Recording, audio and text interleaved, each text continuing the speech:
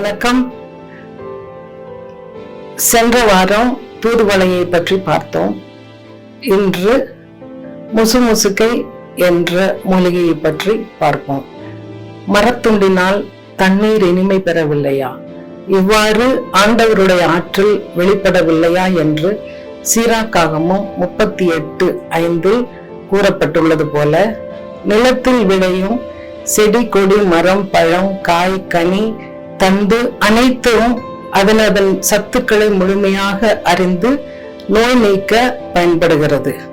அத்தகைய மருத்துவ குணம் கொண்ட வரிசையில் இந்த முசுமுசுக்கை என்ற மூலிகை மிகவும் சிறப்பானது. அதை பற்றி இன்று பார்ப்போம். வள்ளலார் பரிந்துரைத்த முக்கோண வடிவில் உள்ள வெளிர் பச்சை நிறத்திலான குரங்கின் தோலை போன்று முசுமுசுப்பாக இருக்கும் இலைகளை கொண்ட முசுமுசுக்கை கொடியின் பராமரிப்பையும் பலன்களையும் பற்றி பார்ப்போம்.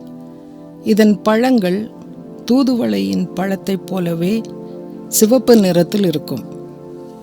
இந்த மூலிகையை நாம் பராமரிக்க தேவையில்லை. பழங்கள் வெடித்து இந்த கொடி வகை தானே இனவிருத்தி செய்து கொள்ளும்.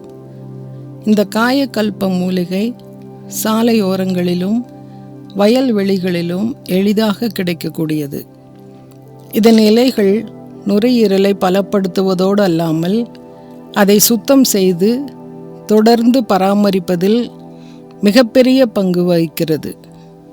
இலைகளை தேநீர் மற்றும் சூப்பு தயாரிக்கலாம். இதன் இலைகளை கழுவி நன்றாக அரைத்து தோசை மாவுடன் கலந்து தோசையாக உண்ணலாம். சுவையில் எந்த மாற்றமும் இருக்காது. மழைக்காலங்களிலும் சளி இருமல் நுரையீரல் சார்ந்த இணை நோய்கள் தாக்கும் போதும் முசுமுசுக்கை கீரையை பயன்படுத்தினால் விரைவில் குணம் கிடைக்கும். 2020 கொரோனா என்ற கொடிய நோய் சுவாச மண்டலத்தை தாக்கி மனிதர்களை பழிவாங்கிய போது அதிகமாக பயன்பட்ட மூலிகைகளில் இதுவும் ஒன்று.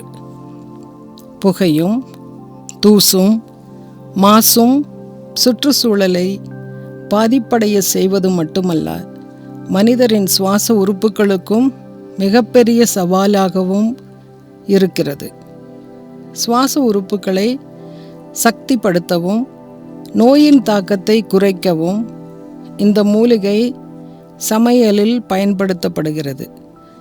நவநாகரிக உலகில் ஆங்கில மருந்துகளை பயன்படுத்துவதனால் உடனடியாக பலன் கிடைக்கிறது. ஆனால் அதன் ரசாயன மாற்றங்கள் உடலில் சில நாட்களிலேயே தெரிந்து விடுகிறது. மூலிகைகளை பயன்படுத்துவதனால் குணமடைய சற்று தாமதம் ஏற்பட்டாலும் உடலில் உள்ள அனைத்து கழிவுகளையும் வெளியேற்றி நிரந்தர குணமடைய இந்த மூலிகைகளை பயன்படுத்தி நமது உடல் நலனை சிறப்பாக அமைத்து கொள்ள வாழ்த்துகிறேன். முசுமுசுக்கை என்ற மூலிகையை பற்றி இன்று பார்த்தோம்.